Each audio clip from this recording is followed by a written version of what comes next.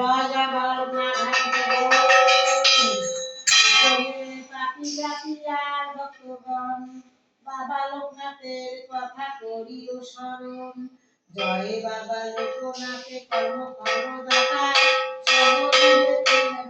তিনি শুভদাতা। এই সংসারে কারাগারে করিতেছে নিরন্তর পরম দয়াল বাবার সকলের ভার। এসো সবে ধরি তাহার যুগল তরণ সকল প্রকাই তাহার মানব জীবন।